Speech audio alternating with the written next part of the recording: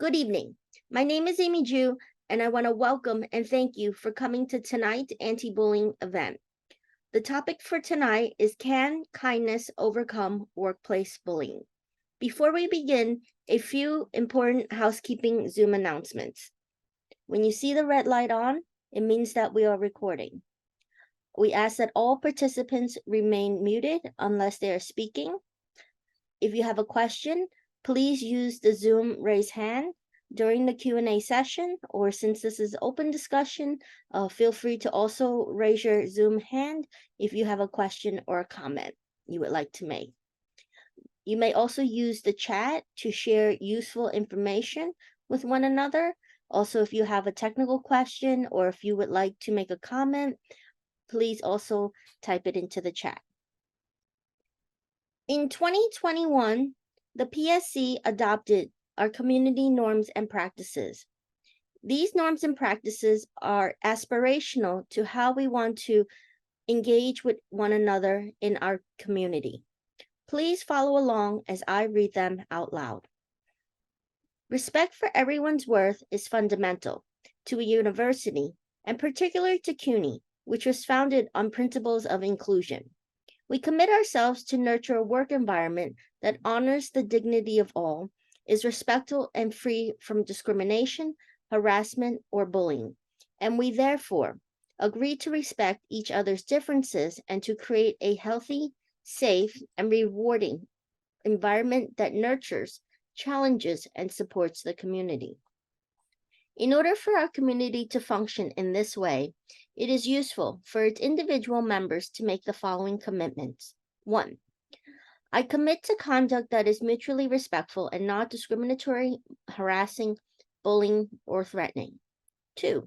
I take responsibility for my actions and my personal perspectives, recognizing that there may be disagreements with others. 3. I will respect everyone's contributions and honor the roles and responsibilities of all members through my words and actions. 4. I will be mindful and reflect on how I might be using or misusing my power and privilege in my interactions. 5. I will intend to be inclusive and support others with the same respect and compassion that I want for myself. 6. I am willing to be an active ally, an upstander, by speaking, intervening, or acting on behalf of a person being attacked or bullied. 7. I will seek to understand others and assume best intentions in all interactions. 8. I will seek to understand other perspectives and avoid making assumptions. 9. I commit to listen actively and with compassion in the workplace and in all union meetings. Leading tonight's open discussion is Professor Sheridan Abraham. She is an adjunct professor of business and marketing at York College. She has researched workplace bullying extensively and has presented and been published at conference proceedings on this topic. She is a certified emotional intelligence practitioner, and her goal is to eradicate workplace bullying while helping people cope with the side effects of the phenomenon. Please welcome Professor Sheridan Abraham.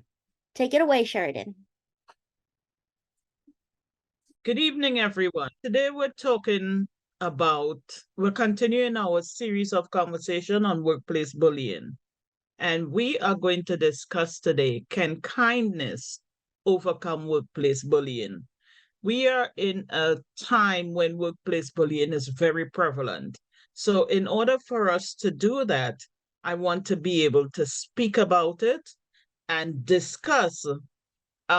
We're having an open discussion, not just from my perspective, but also from your perspective. I would like to hear from you. Can we actually overcome workplace bullying with kindness? Kindness seems to be able to overcome a lot of things. So in that way, I'm asking, can we overcome workplace bullying? Let us start into this discussion by understanding what kindness is and what it really entails. Before I do that, I'm going to just reiterate the workplace bullying definition. That is something that is very important to us because we want to understand what workplace bullying is about. We are very consistent with our definition. This is what we use with PSC definitions before, and we want to continue using it. So what is workplace bullying? Workplace bullying is repeated, unreasonable actions aimed at intimidating, humiliating, degrading, or undermining an employee or group of employees.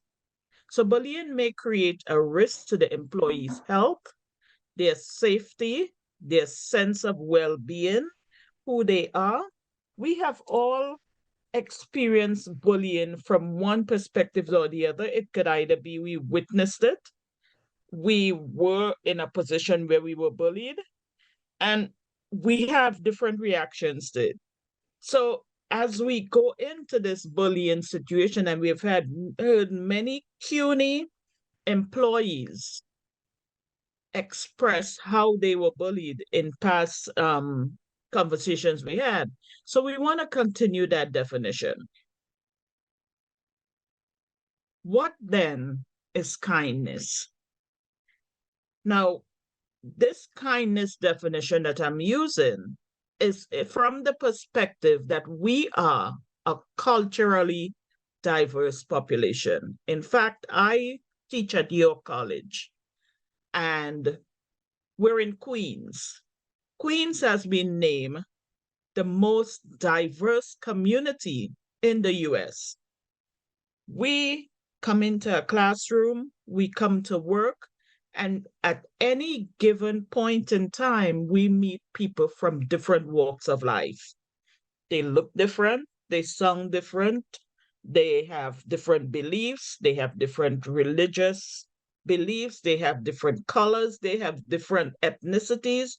We look at so many different people, so our tolerance of diversity should be really high, because when we look at the different people around us, working with us, that we're teaching, that we're serving, we need to understand that we're in a diverse population. So basically, we may look at kindness in different ways. All of us would consider kindness differently from the perspective of our cultural background. Some of us may consider it in one way or the other, but at the same time,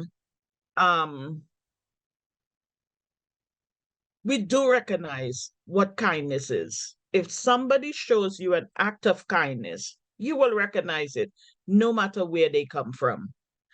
According to Cole King and Gilbert, they said, kindness is sensitivity to the distress of others with a commitment to try and do something about it. So what we're seeing from kindness is it requires action. We can't just be kind and do nothing about it. So if we experience bullying within our workplace environment, we have to act.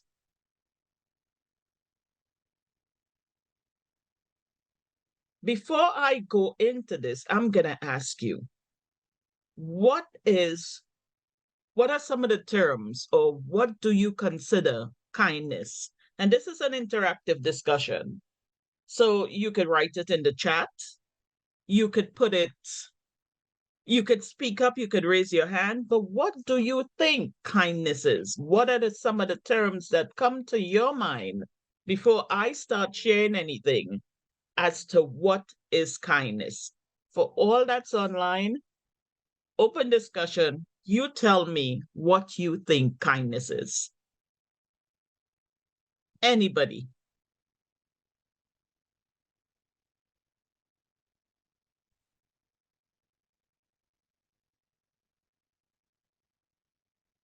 Karen?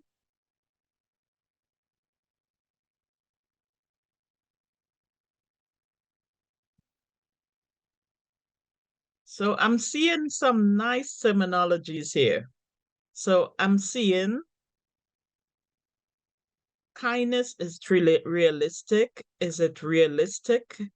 Aggressive, that's the bullying. But then when we go into kindness, I see listening respectfully, compassion, respect, caring. I see compassion coming up again, trying to understand, being polite, humanism, being kind is magnanimous, is magnanimous.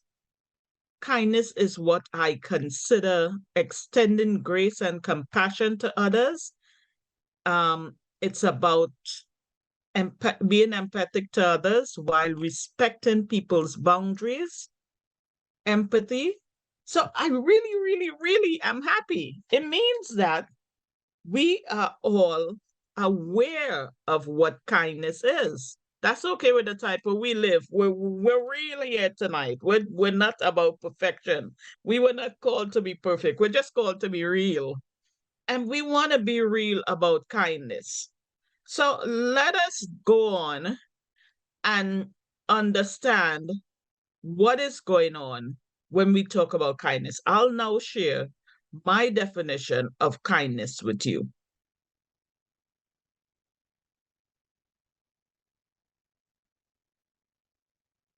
We heard compassion, we heard empathy, we heard consideration. We didn't hear duty of care, but I know you think about it because we will discuss these terms a bit. Generosity of spirit. These two terms below here are actually internal to us. And as we move forward into it and we look at this discussion, let's understand what each of these terms mean. Compassion. When we talk about compassion, the definition of compassion, also called kindness, is sensitivity to the distress of others with a commitment to try to do something about it. Think about yourself in work. If you see somebody being bullied, or if you yourself are being bullied, do you hope somebody will do something about it? These are some of the things that we're looking for when we talk about bullying.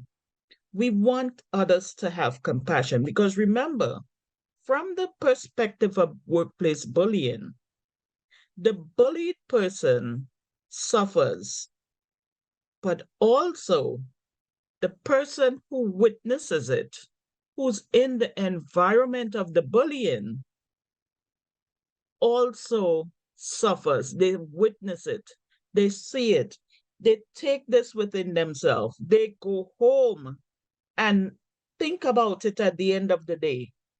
This becomes part of your daily life. So Dan says, nobody just joins in. I wonder why that is. Are we not compassionate to others? Are we not willing to stick our neck out for someone else? Are we vulnerable? Are we worried that we might lose our job? I don't know. Olive says, is it Olive? I'm sorry if I, hold on. Olivia says she doesn't agree. What don't you agree with? What Dan said, that nobody joins in? And Crystal says, Dan, I agree. It is basically the concept of diffusion of responsibility. Are we in a situation where we see something happening and we do nothing about it? How is our compassion to others? These are some of the things I want us to think about. So while we're in this conversation here, I'm kind of bringing in your comments and trying to listen to what you're saying while we continue our conversation.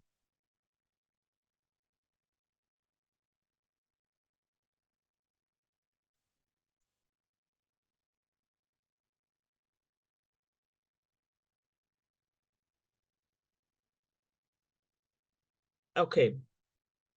Looking at empathy, what is empathy? In my first conversation with you all, we spoke about emotional intelligence and what empathy means. Now, empathy plays a critical interpersonal and social role, enabling sharing of experiences, needs, desires between individuals, and providing what we call an emotional bridge that promotes pro-social behavior, positive social behavior that we can work well with each other.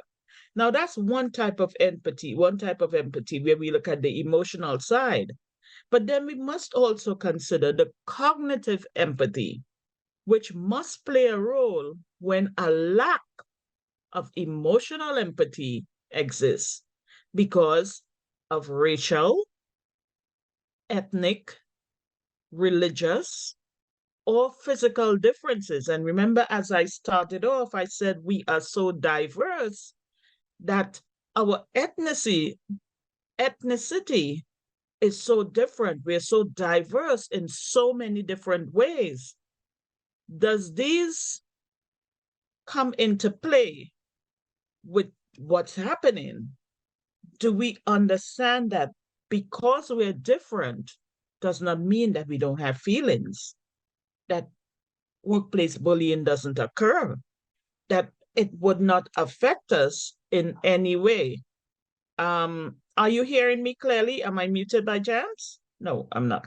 No, we're hearing you clearly, but I see Dan has his hand raised. Dan, can you come off mute? Sure. Quick question. Is what you're saying is bullying is associated with racial disparities, racial feelings? Definitely. Don't you Oh, think so? I Tell don't me, even know I was being bullied. why do people get bullied? I don't know. Have you ever been bullied or seen anybody being bullied in work?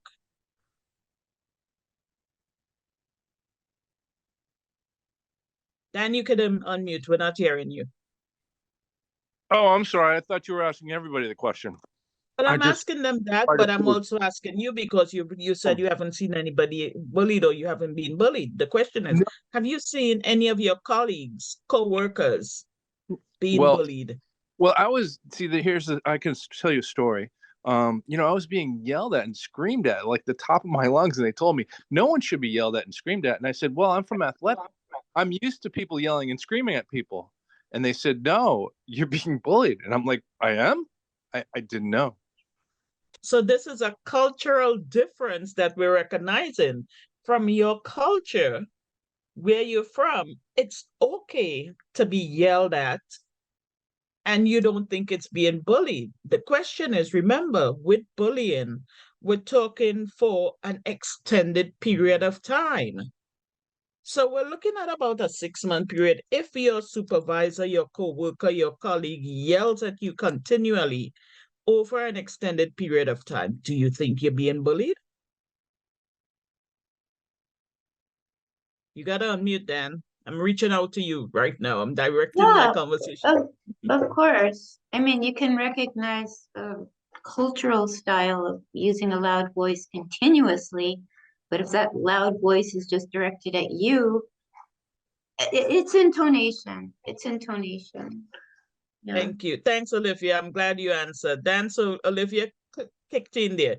Oh, I'm sorry. So That's what they mentioned in the meeting. They said they've got to change their tone. And I'm like, intonation, but I've never heard that word out. I'm sorry. It's the so tone of your basically, voice. Yeah. Oh, okay. Well, yeah, that's what they said. They said they have to change their tone. So I was like, okay, great. it's also the situation you're in. If you're continually being yelled at, especially in front of your colleagues, it's demeaning, it's derogatory. So then, yes, you're considered being bullied. But if you feel that from your culture where you're from, it's okay to be yelled at, then will you carry it to the next level? And when you're in that position, would you yell at somebody else and say, hey, look, that's my culture. Can I do this? It's okay. I think you have a good point there, because what we see is what we learn, is how we perform when we're in that role of being a supervisor or being, so that's what we've learned. And so I guess that, yes, that is so true, because you would carry that on into how you would react to somebody else in that situation, maybe. I would hope Correct. not, But we could, but I would hope not, but we could react two ways. We could either say, hey, look, when I was in a minor position and somebody yelled at me, I didn't like it. So when I get into a position of superiority, and when I say superiority, I become a leader, supervisor, or somebody, I don't want anybody to be treated the way I was treated. So you know what? I'm going to change my behavior. I will speak to them in a way that never puts them in a position I was in. So it could go both ways. I could say, well, hey, when I was in that position, I was yelled at. So guess what? You're getting it when you're in that position. Or I could say, I will never put anybody in that position again. So we can look at it from both perspectives and make a decision. This is about understanding when we talk about emotional intelligence, how our behavior affects other people around us. Because we could either be positive or negative. We could take it one way or the other. So I respect what you said, and I'm happy you brought up. And Olivia, I'm glad that you came in there with it. Excuse me. Differences affect. Excuse me, I'm sorry, I had my hand up. Yes, Crystal, What, I'm sorry. that's okay. When it says racial differences, I would like to know, what does that mean? Because I have been bullied in the past by coworkers and a supervisor who was from the same ethnic background as me. And, what do you mean by racial or ethnic differences when you come from the same background and you're still being bullied? Then that's not racial bullying. That doesn't take in. If they're from the same background as you, Mm-hmm. then they're not bullying you on the basis of race. Well, But I if had they're I had a supervisor say, "Oh, I don't want to deal with black women," and he was a black man. So how could we? Yeah, he said that to me, and I was, a well, young. that's gender. Now we're talking gender. We're not But talking he race said he anymore. said black women. Okay, and he was a black man. Yes. So it has some racial connotation, but I more believe it's gender.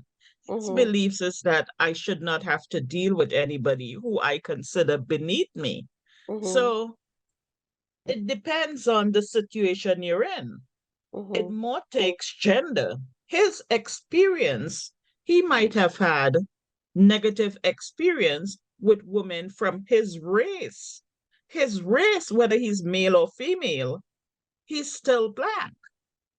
So that race doesn't go in there, but it takes in now gender, which is another component of demographics, which now says, well, in my opinion, or from his perspective, I know black women will do this, that, and the other because I've had the experience. So I'm going to do what I have to do. Maybe if he spoke to a Caucasian woman, an Asian woman, a Hispanic woman, he might not speak to them in that way. So this would be his gender biases against his own race. Okay. But what That makes happens sense. on the other coin when we look at two people of different races? As I said, we're in CUNY and we're surrounded by people of different races. Mm-hmm. We walk around, we don't even recognize how many people of different cultures and races are around us. We are so used to it.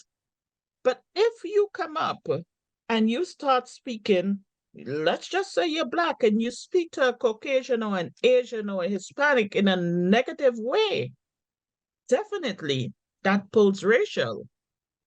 If you look at the news currently, you will see they walk around, if they thing you say about somebody that's not your race, it becomes racial discrimination.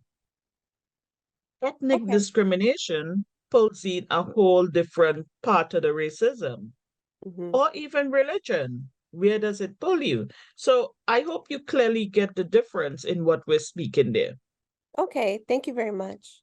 You're welcome. Bet, I saw your hand up. I saw Catherine's hand up too. I didn't know which one went up first, but Okay. feel free. I think very often bullying has to do with competition. I'm sorry, I lowered it. I forgot what I was gonna say. Oh, okay. Sorry, please forgive me. No problem. So bullying could be based upon discrimination, but it could also be done with an objective of competing with someone or making themselves look more important than someone else, regardless of what group that person is. I agree with you. Many people need to feel for their own causes or their own reasoning that they are more important than somebody else. So we pick on people based on some variable. It could be their gender, it could be their race, it could be their religion. They might just feel that, look, I am green and you're pink. Green is better than pink. They could just say, I'm male, you're female. In my culture, male is better than female. It could be for any, I'm tall, you're short. In my culture, being short is better than being tall. And people find a reason to feel that they're more important than somebody else for some variable that really doesn't matter. In their mind, it matters, and they feel they have to separate the differences. But is it truly something that matters? They make it matter, and they make a negative situation out of it. The question is, can you discriminate against me for it? Now, if you tell me I'm Asian, you're Asian, and I try the power play that I'm better than you, I cannot call the race card because we're both Asian. But if you use it against somebody of a different ethnicity or race, you can pull that card. So yes, we can be bullied by people for so many different variables. Catherine, your hand was up. Catherine? You're on mute. If you're speaking, you're on mute.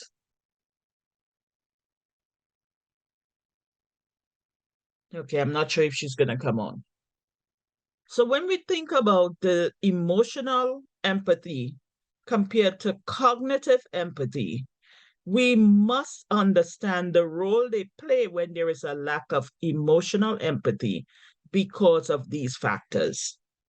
What does empathy involve? It involves thoughts, feelings, experiences, needs, and preferences.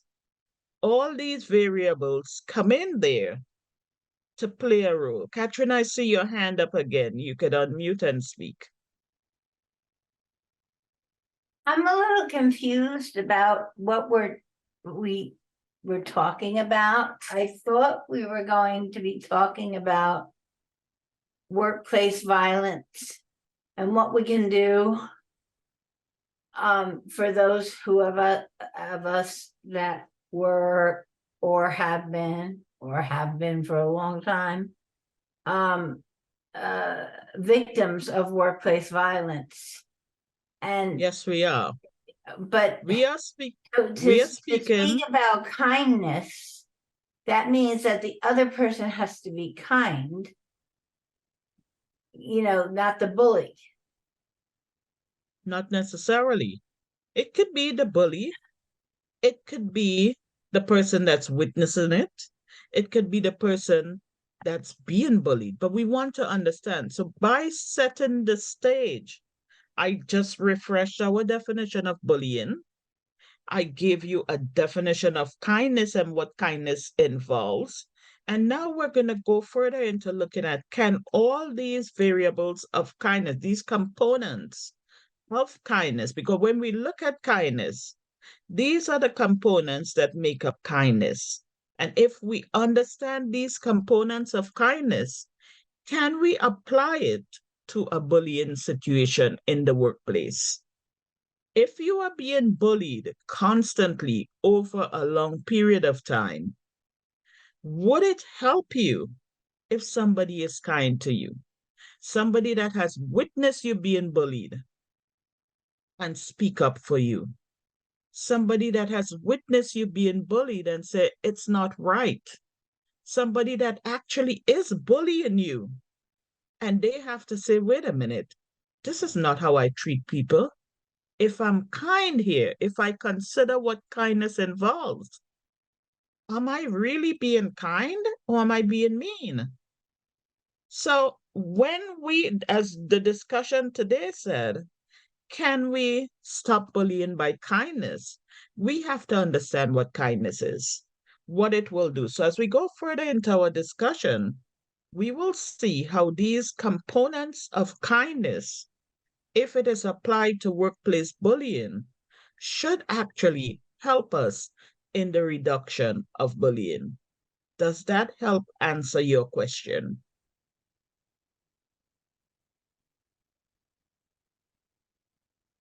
Catherine? Was that to me? Yeah, well, I answered Yeah. your question. Okay, yeah. It sort of, yes. Yeah, I understand what you're saying. Thank All you. right. So basically, that's what we're doing because we have to stop bullying one way or the other. So in this part of the series, we're talking about, can our kindness to one another stop this workplace bullying? So as we go on, maybe it will address it. Is that fair enough? Okay. Sorry about that. Okay, so we went through empathy. What qualities are associated with empathy? Good listening skills, being open-minded, being respectful, being a team player, being a problem solver, being compassionate, and having a high emotional intelligence or EQ. So to your question, Catherine, by applying some of these skills that are components of empathy, we should be able to see, well, listen, somebody is doing something wrong within the organization. I'm being bullied, but they're not listening to me. They're not hearing me. So nobody is talking, nobody is saying anything about it. Then what can we do? I see Crystal say we cannot stop bullying by being kind consistently. The bullied person may not be kind, but what about the people that are around the bullied person? The people that are seeing, the people that are witnessing? If they step in and be an active listener, thank you, Michelle, or they become open-minded and say, hey, look, this is not right, or they become a team player, or they become respectful and they step on the side of the bullied, do you think that the bullier will continue bullying them? Do you think that the bullier, the person that's bullying, will continue these negative behaviors? Now, the person that's being bullied may not be strong enough to stand up for themselves. They might be bullied so much that they lose the motivation to say something. They might be fearful. But if they have support in the form of somebody being a team player, somebody being compassionate, somebody being a good listener, somebody being open-minded, somebody with a high emotional intelligence, which says that I understand my behavior and I know how my behavior affects the others around me. do you think that it will help the situation? I see somebody talk about the bystander effect, the witnesses, people that see this. If somebody sees you being bullied in the workplace and they sit by and say nothing about it, they're not helping the situation. They're just enabling the bullier. Carla, I see your hand up. You want to say something? Yeah, thank you so much. Thank you I so wanted much. to respond a little bit to sort of this issue you're raising about sort of kindness and what being an upstander is.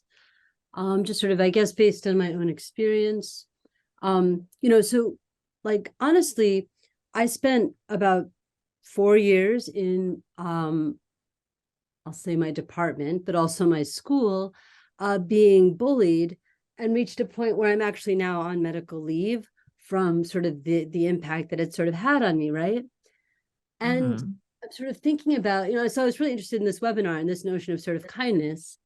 And I feel like,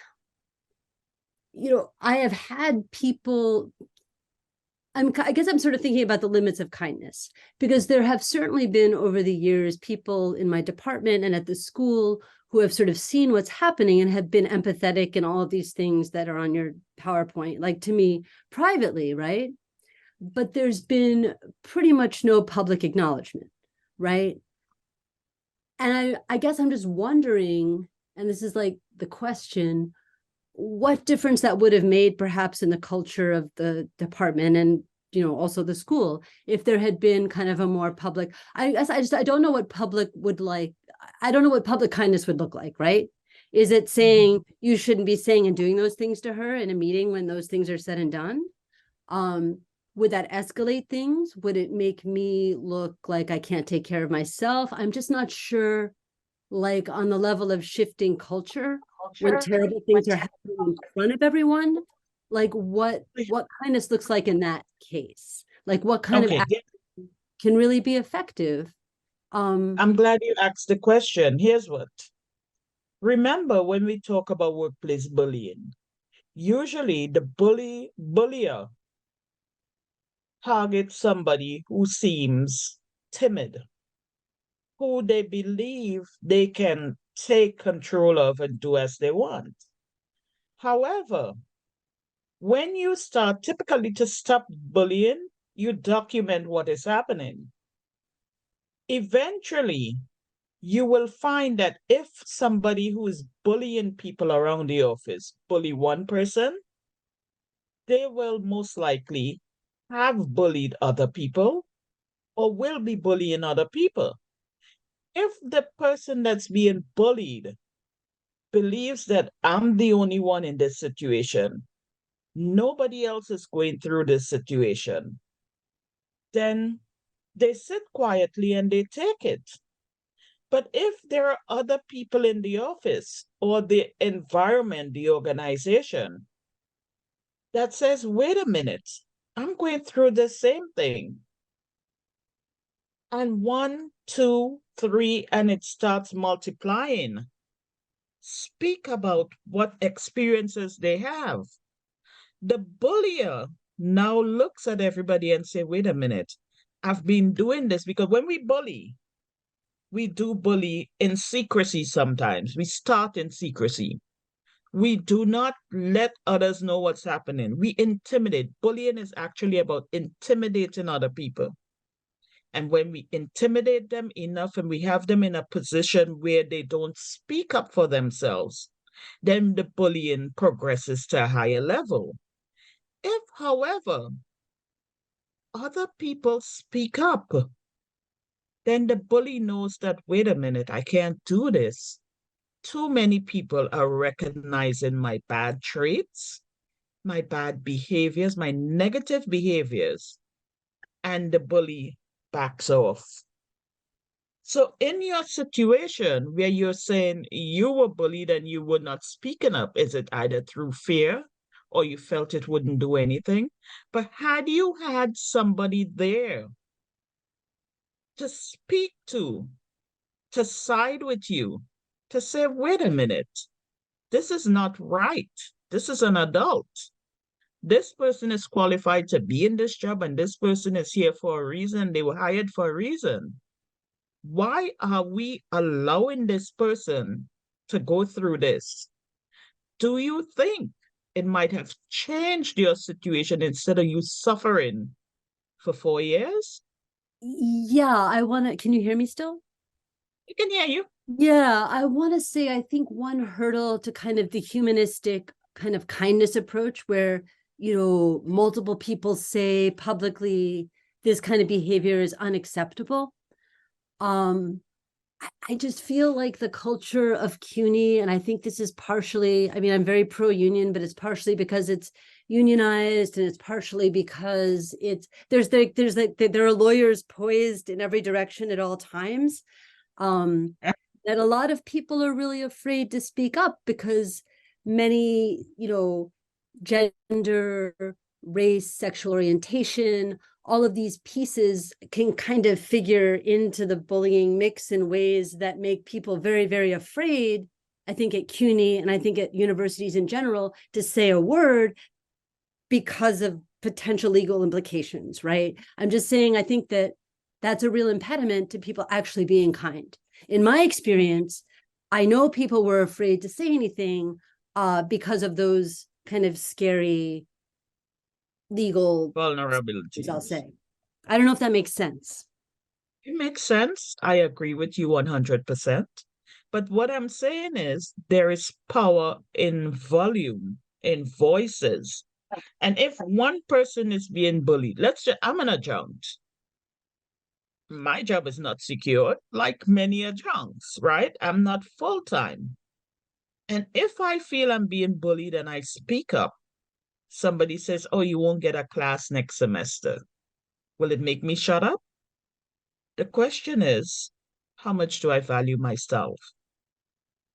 Not only that, if I document it and I form a network, we talk about team players here in our earlier conversations, we form networks, our social networking behaviors, where we talk about building a network that supports you.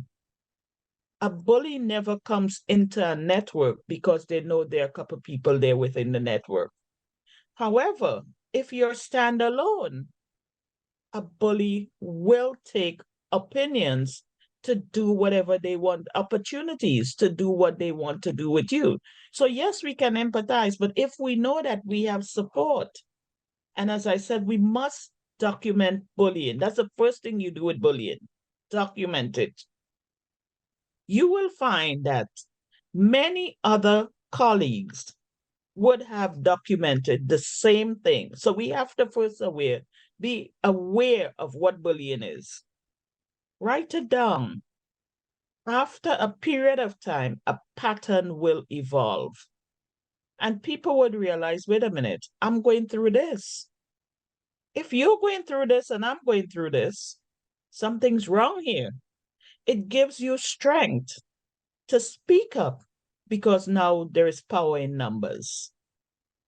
Do you think that that would have given you an opportunity to speak up and protect yourself from getting bullied if there were others supporting you? Or do you think that you would have been quiet? Our experiences when we stay alone is always negative. But Yeah, when we work in I'm sorry. When we work in teams or when we work with the support of a network within the organization, because guess what? If one person is bullied, another person will be bullied. Do you want to be in that situation or do we want to speak up about it? Yes, CUNY might say, hey, look, that didn't happen. The lawyers come on. They have to have lawyers. But as long as you have it documented, how can they say it's not what happened? Who will be the next victim? Right? These are the things that we want to talk about and we want to open up that conversation. What were you going to say, Carla, when I cut you a bit? Oh no, I'm sorry. It's the problem with Zoom. I actually interrupted you by accident, so it's okay. Okay. But and I'm sorry, I apologize for not having my camera on. It's just not possible where I am right now. I was just going to kind of respond to your question, which with kind of another question, which is just sort of like structurally, I mean, I documented everything for 4 years, and I was in conversation with colleagues and supervisor type people. And I just don't, I guess I just don't understand structurally kind of who you can really complain to that's going to be able to sort of, I mean, creating a culture of kindness is kind of a peer networking thing, but complaining to someone is kind of a different, operation. And I didn't really see the documenting and sort of explaining what was going on to supervisor type people as actually doing anything at all to change my situation for the reasons I previously stated. It did have some positive effect in terms of helping me connect with people who are having similar experiences. But when everyone is tenured or has sort of administrators with kind of equivalent sort of job security, I've forgotten what it's called, forgive me. You kind of are in a certain kind of intractable situation. Bullying is not like Title IX, right? Nobody really loses their job for it. And so you kind of just, I guess there are kind of limits to kind of documenting and building the network, at least in my experience, right? It was helpful to speak up and it was helpful to connect with people, but it doesn't change the overall kind of structural problem that the bullying kind of stays nested within, if that makes sense. It is kind of a statement/question. And thank you for letting me speak. I'll mute now. I appreciate that. Guess what? You said Title IX there. Have you taken our last anti-aggression course that we have for 23-24 year? Do you realize that they brought in one of the slides, training for anti-bullying, within that slide, within that training? It was never there before. But guess what? We now have anti-bullying committee throughout CUNY, and we are discussing it and we're speaking about it. 4 years ago, maybe we weren't doing this. 10 years ago, we weren't doing this. But because we now have awareness of it, we're now speaking up about it. We're now saying a culture of bullying is not accepted by CUNY. We are seeing change. So our last aggressor, what was it called? Amy, help me here. What's the name of the course? The workplace violence training. Workplace violence training. In our last workplace violence training, we have policies in there that says we cannot be bullied. The only way we could get those in there, it used to be active shooter alone, it used to be sexual harassment, it would be different. This year, victory, we start seeing that crack opening, and we start seeing that they're putting in there anti-bullying policies or anti-bullying policies. So unless we speak up, unless we become aware of what bullying actually is, like Dan said, he didn't know being shouted at was bullying. Somebody spoke to him about it. Unless we have these conversations where we are aware of what it is, what it involves, there's nothing going to be done. But as long as you have it documented, as long as you have a network, and as long as we speak up in situations like this, things are going to be done. And when we saw that training this year for 23-24, Amy called, Sheridan, did you see this? We have anti-bullying on our training. That was a huge positive for us. So in my opinion, I think that's great. It was not there before. So I hope you will take the training the same way we don't want an active shooter. We know what that does. We know what sexual harassment is. We became aware, we were trained, we know what it is. And now we can use that to fight against this negative action. Would that help you in any way from the experiences you've had in the past? So now we're moving forward. We know it's there and we're speaking up about it. Now we're moving forward into a better situation for all. But the only way that could happen is if we speak up. That's why we have these conversations. That's why we have these training. As I said, this is an open discussion. This is just an awareness to make us know that it is there. There are lots of people who have experienced bullying and they might not say anything about it, or they might not really realize what it is. But by starting the conversation and bringing in the awareness, we are ensuring that it doesn't go too far. And I hope we could continue these types of conversations. Does anybody else have their hand up, or should we proceed? Kindness is a virtue, but in the workplace, when a supervisor takes a stance that one job description can be turned into a weapon to use against them. One aspect of this, micromanaging a worker from the moment they come in. Yeah, I've seen it. I've seen a supervisor, a chair of a department, forced to turn in their resignation, even though they had a lot of qualifications, but the situation had gotten so toxic that the chair had to leave. I've seen it in different places. We have chairs on this anti-bullying committee. We have administrators on this committee.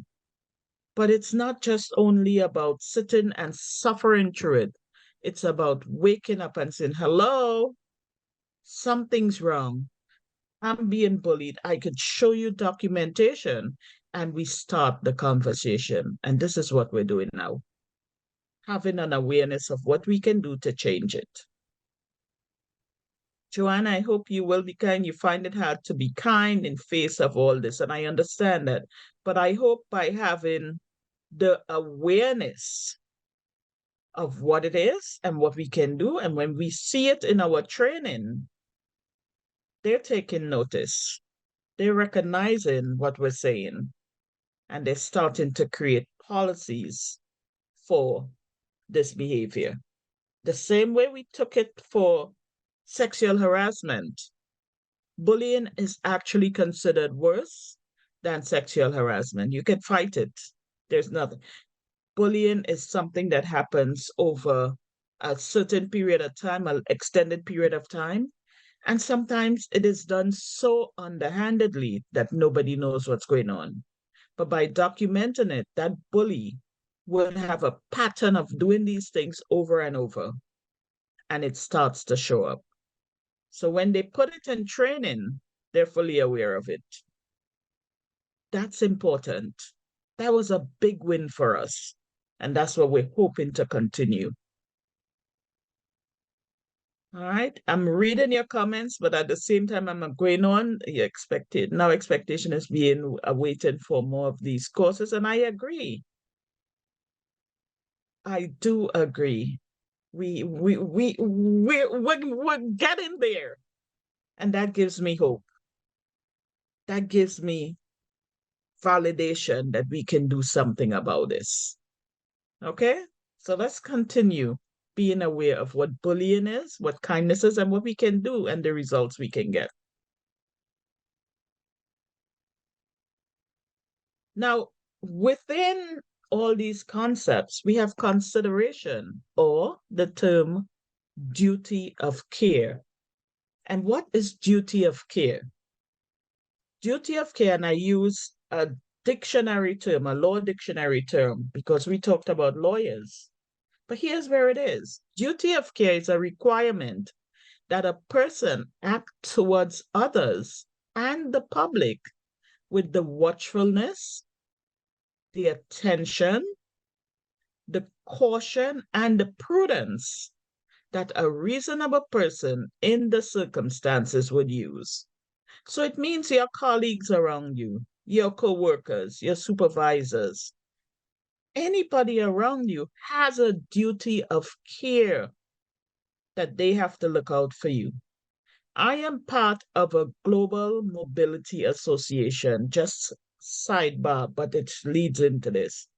And one of our new watchwords is duty of care. From an HR perspective, from an employee perspective, from a colleague perspective, from a supervisor perspective, we all have a duty of care. We all have the requirement of a person to act towards others as we watch out for them. We pay attention to what's going on. We use caution and prudence. That's a reasonable person in circumstance could do. Now, if a person's action do not meet this standard of care, then the acts are considered negligent and any damages resulting may be claimed in a lawsuit. What does this say to me? This says to me that, look, I've been working and I've been documenting and I've been speaking up about being bullied at work. If nobody speaks about this or pays attention, I could turn around and say to CUNY, you have this documented, not only from myself, but from other people that were bullied. I could turn around and bring a lawsuit. Let your lawyer deal with me. These are things that we can do because we are aware of it. Many of us for far too long, have stayed quiet. We walk away from a job without saying anything. We're like, oh, I don't like the situation, I leave. It might be your dream job. It might be where you want to be based on your circumstances. But we walk away without saying, hey, look, this is the reason I left. And the bully continues to bully other people. But unless we speak up about it and document it and make it known, then we cannot have change. And that's what we're looking for, change. We're looking for something to happen that will show us what is going on with us. There are nuances, correct? There are different perceptions of what bullying is. Kindness involves different things. Kindness involves saying no, Olivia says. Perhaps no from a person being bullied or from a co-worker witnessing the bully. I believe the kindness should not allow for the unjust behavior. But here's what. When we talk about bullying, sometimes we say bullying is lack of enough work.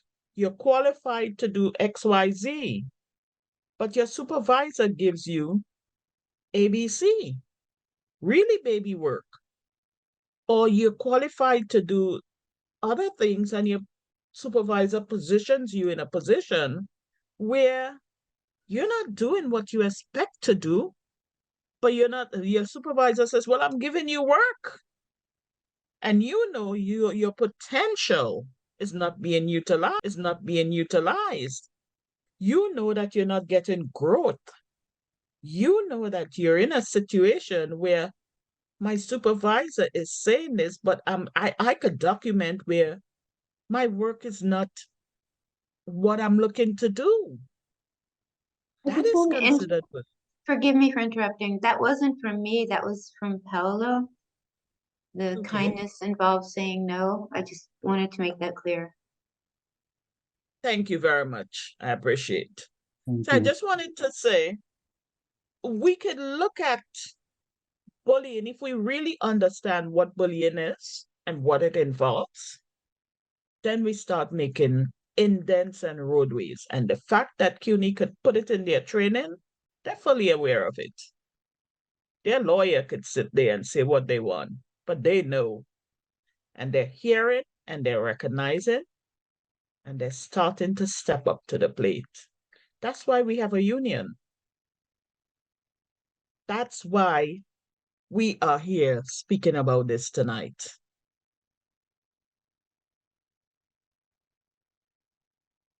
Our next term we look at is generosity of spirit. And what is generosity of spirit? To have generosity of spirit is to act with kindness, to be open and willing to share with others without any expectation of receiving something back in return. It means to celebrate the success and efforts of others without envy or resentment. We're starting to celebrate the success. We started speaking up. We started saying, this is not working. And it's not only on York or Medgar Evers or Graduate Center or Hunter or Baruch. It's not one place. We're seeing this behavior straight across CUNY's 28 campuses. What are we going to do about it? We start speaking up and speaking out. And when we start doing that, CUNY's reputation starts getting hit. What's going on at CUNY? Is this the behavior we are accepting? And not only CUNY, but other universities. So we start bringing awareness. And when we bring awareness, change comes. If we keep quiet and we say nothing about it, no change comes.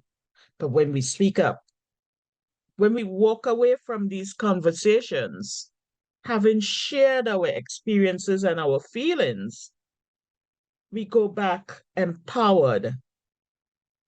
We go back motivated. We go back with the morale of the environment changing. So here's the results we're looking for. Motivation, the individual internal process that energizes, directs, and sustains behavior. It's the personal force that causes you or me to behave in a particular way. Remember, bullying and negative actions are behaviors that we can control. And my first conversation that we had was with emotional intelligence, knowing that the behavior I portray can affect the behaviors of the others. What motivates me to come to work every day? What motivates me to come into an environment that may be toxic? Sometimes it's hope. Hope that there is change. But if we sit back and say nothing about what we're experiencing, nobody knows what we're experiencing. But when we come together and we speak about it and we share our experiences, we make a loud sound. It takes two hands to clap and make a joyful noise. And with that joyful noise, as we start making the rumble, it moves from a whisper to a rumble, to a speak out, to a sing out, to a yell out. We will not tolerate this. And we are not standing alone. We are together. That's the purpose of these conversations we're having. By doing this, we improve the morale of the organization and employees feeling about the job, about superiors, and about the firm itself. Because if we see CUNY responding to what we're saying, our hope and our belief increases. The morale in the environment increases, and we speak about CUNY in a positive way. We say CUNY recognized that we were being bullied, that supervisors were taking negative actions, and our high morale will result mainly from satisfaction of needs on the job or results of doing the job. This is what we're looking for. This is what we get up every morning when it is snowing out there and it's cold, but we come to work. We want an environment that's positive, an environment where we know we're treated fairly, an environment where we know the morale of the organization seeks my well-being. My well-being is a complex combination of a person's physical, mental, emotional, and social health factors. Well-being is strongly linked to happiness and life satisfaction. We spend more time at the job than we spend at our home. Why should not well-being be a huge part of our lifestyle if that's who we are? So I'm kind of wrapping this up now because my conversation, as I said, this is an open conversation. I really want to hear from you all, but I'm leaving the platform open for open discussions. I'm glad we had discussion in between, so we actually address some of the things. Now we have open discussion. You are free to speak, to share your experiences, share your hopes, share what you are looking for in CUNY. And that would help us a long way because CUNY is recognizing that we're not sitting still anymore. And the PSC is backing us. And in the voices spoken together, we will do and get the results we're looking for. So we have open discussion time now. I'm gonna kind of mute my voice, my speaker. I don't know, Amy might have to open you all up because I think she muted some. If anyone wants to speak, please use the Zoom raise hand so we know what the speaking order is.